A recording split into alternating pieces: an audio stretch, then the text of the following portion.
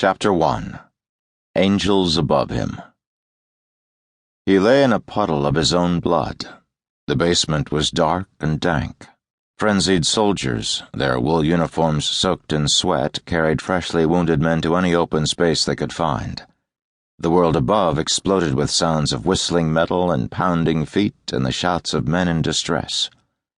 All around him on the dirt floor, wounded men moaned and cried out. He had just turned 19 years old, but his dirty, bloodied blue jacket bore the stripes of a lieutenant. He was one of the youngest commanders of a 6-cannon artillery battery in the Union Army. His hair was black and his skin bronzed and toughened by 2 years in the sun and heat and cold. He was handsome in the way of a boy just now shedding the softness of childhood for the firmer features of a man. He had tried so hard not to show his men how much he hurt.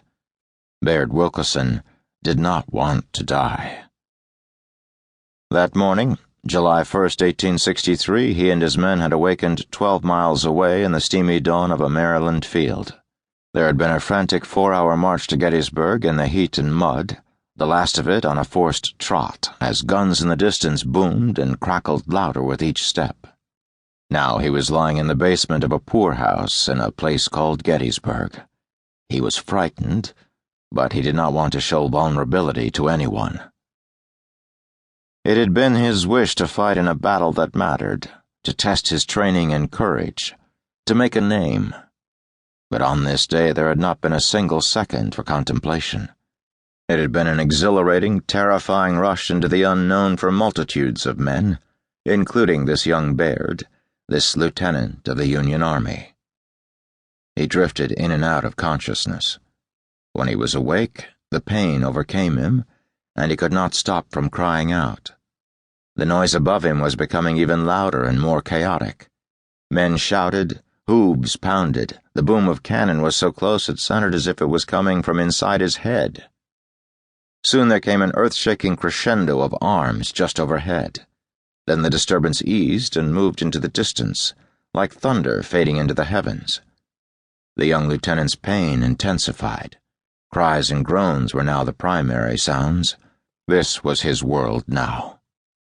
He surrendered for a moment, crying out for his mother and father. But he had to be strong for the men. He went silent again. Was this a dream? The faces of 2 women hovered above him. One face was black, the other ruddy white. Both were kind faces. One woman soothed him with a soft Irish voice, wiping a dirty, cool cloth on his forehead. The other held his hand. They kept coming and going, sometimes by themselves, sometimes together, angels to his call. He came and went too, thinking of home, then thinking of nothing but the pain. The man next to him begged for water, and he gave up his canteen for him. An aloneness came to him. He called again and then again for his mother and father. The angels reappeared with soothing voices and the cool cloth. They smiled, and their gentle eyes made him unafraid.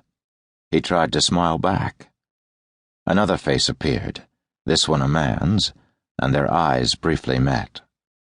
All around him there were cries and quiet whimpers in the fading light. He was only 19 years old. He did not want to die.